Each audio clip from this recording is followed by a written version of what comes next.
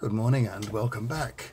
My name is Alan Mayer. I'm an Anglican priest, retired now for some years, and I'm doing 365 short Bible studies so that we can enjoy the Bible in a new and interesting way.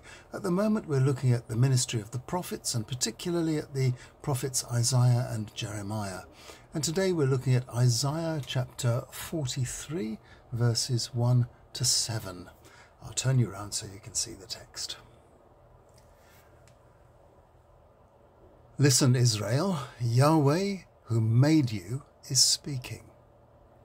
Don't be afraid. I will save you. I called you by your name. You belong to me. Whenever you pass through deep waters, I'll be there, and your troubles will not drown you. Whenever you pass through flames, you will not burn, for the hard troubles you face will not hurt.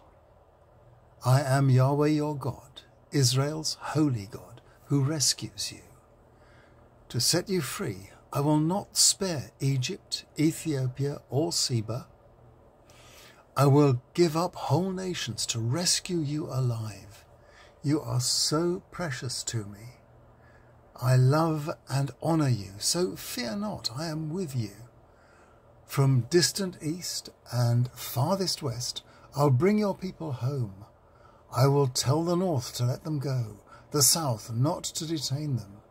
Let my people come back from all over the world.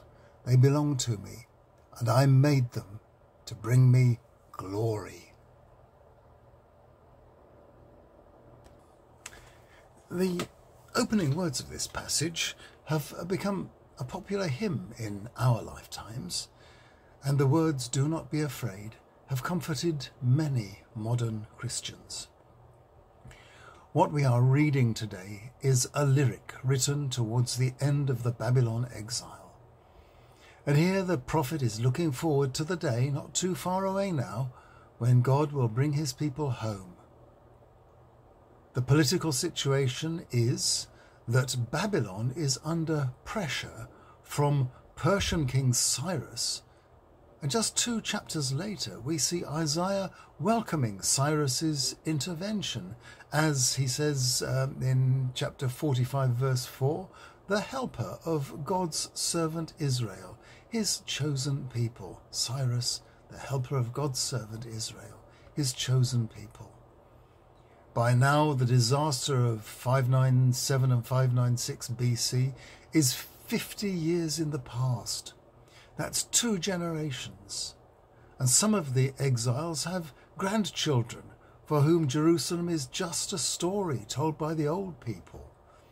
But times are changing yet again, and people are scared. So how do you keep the flame of hope alive? Isaiah reminds them that God has rescued them before, not only across the Red Sea at the Exodus, but out of the flames of burning Jerusalem in their grandparents' days. God had always been with them in all their troubles, and God was still with them now. Even though they were scattered to the 4 winds, God was calling them home, and soon. It is this vision that has taken Jews back to Jerusalem for thousands of years.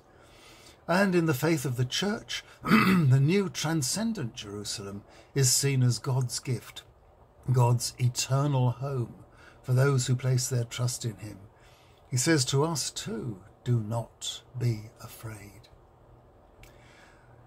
Well, tomorrow we have our final visit to Isaiah, and a little of the older Isaiah meditating profoundly about the struggle of life, the meaning of suffering, and how the world might be saved.